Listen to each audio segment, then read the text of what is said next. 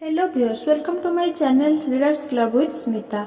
हम बड़ी सोच का बड़ा जादू बुक का 6 चैप्टर का 3rd पार्ट पढ़ने जा रहे हैं। तो चलिए स्टार्ट करते हैं। सुपरवाइजर के पहलू से देखें और अपने आप से पूछें कि आप किस व्यक्ति को प्रमोशन देंगे या किस व्यक्ति की तनख्वाह बढ़ाने की सिफारिश करेंगे। पहला उस सेक्रेटरी की जो अपने बॉस के ऑफिस में ना रहने पर मैगजीन पढ़ती है, या उस सेक्रेटरी की जो उसी समय में अपने बॉस के छोटे मोटे काम कर देती है ताकि वापस लौटने पर वो अपना काम बेहतर ढंग से कर सके। दूसरा, उस कर्मचारी को जो कहता है कोई परवाह नहीं, मुझे हमेशा दूसरी नौकरी मिल सकती है, अगर उन्हें मेरे काम का तरीका पसंद नहीं आता तो मैं यह काम छोड़ सकता हूँ।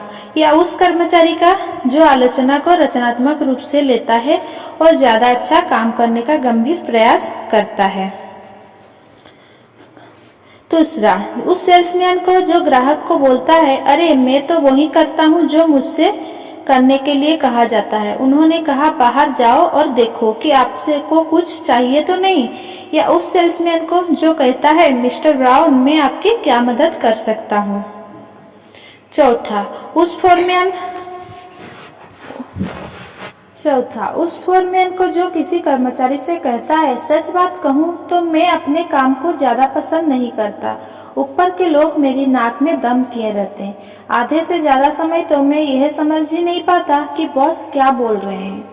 या उस सुपरवाइजर को जो कहता है, किसी भी काम में कोई ना कोई गड़बड़ बात तो होती ही है, परंतु मैं आपको आश्वस्त कर दूं, ऊपर के लोग बाकी काफी समझदार है, वे हमारी समस्याएं समझते हैं और हमारा भला चाहते हैं।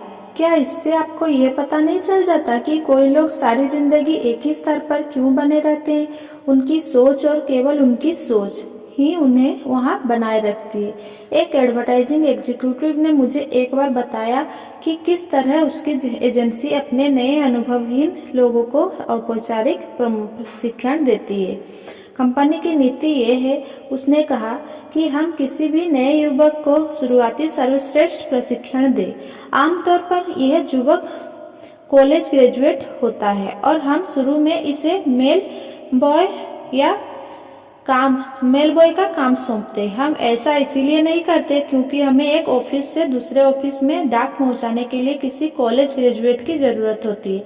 हमारा लक्ष्य ये होता है कि इस नए युवक को हमारी एजेंसी के सभी तरह के कामों का अनुभव हो जाए। जब वो यह काम अच्छी तरह से सीख लेता है तो हम उसे नया काम देते हैं।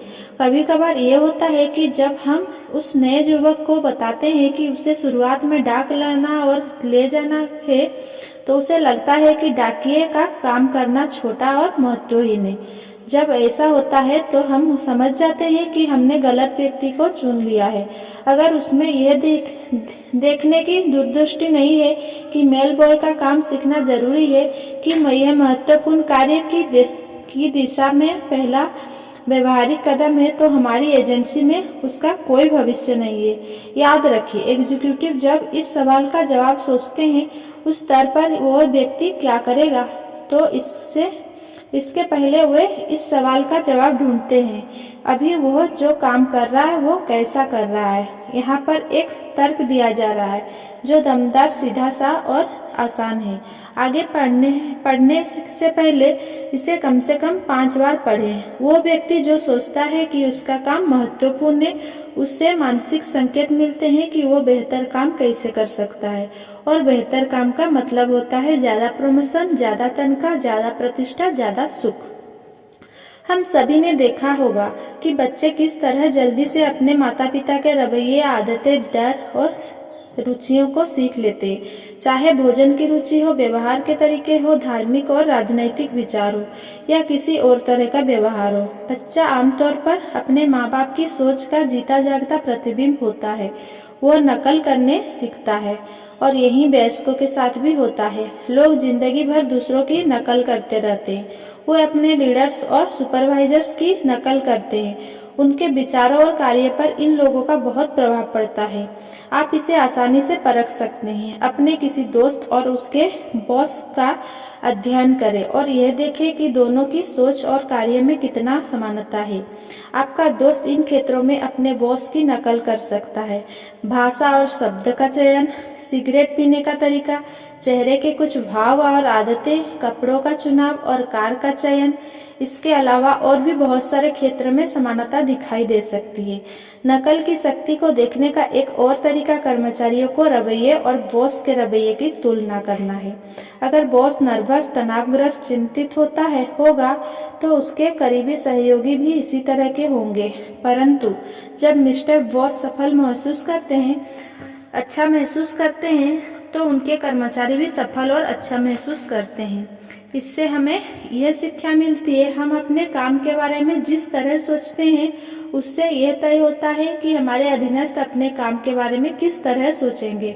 हमारे अधीनस्थ का काम के बारे में जो रवैया होता है वो काम के बारे में हमारे अपने रवैये का प्रतिबिंब होता है।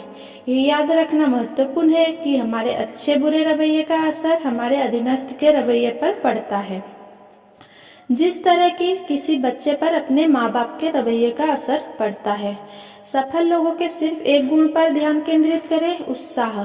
कभी आपने देखा है कि डिपार्टमेंट में उत्साही सेल्समैन ने आपको यानी ग्राहक को किसी सामान के बारे में ज्यादा रोमांचित कर देता है। या कभी आपने गौर किया है कि किसी उत्साही धर्मोपदेश का वक्ता ने अपने श्रोताओं को उत्साही और सजग बना देगा।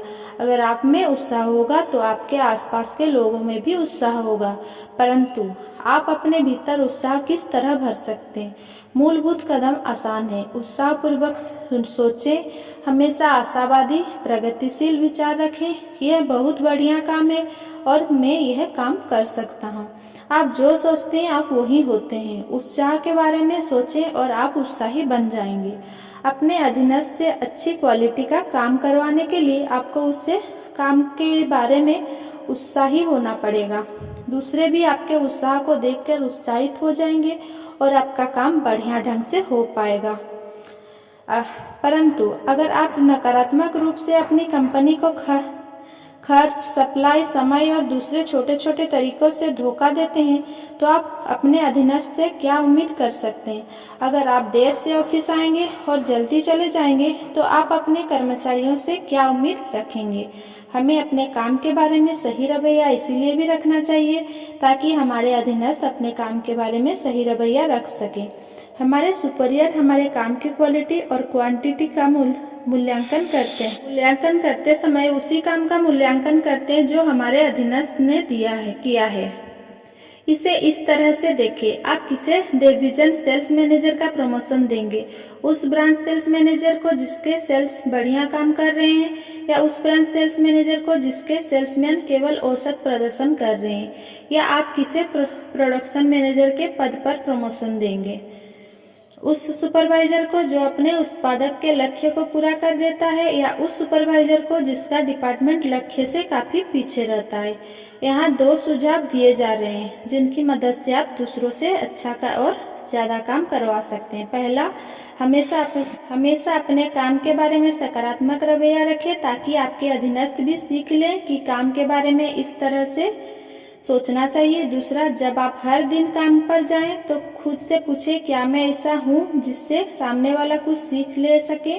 क्या मेरी आदतें वैसी है जो मैं अपने अधीनस्थ में देखना चाहता हूं?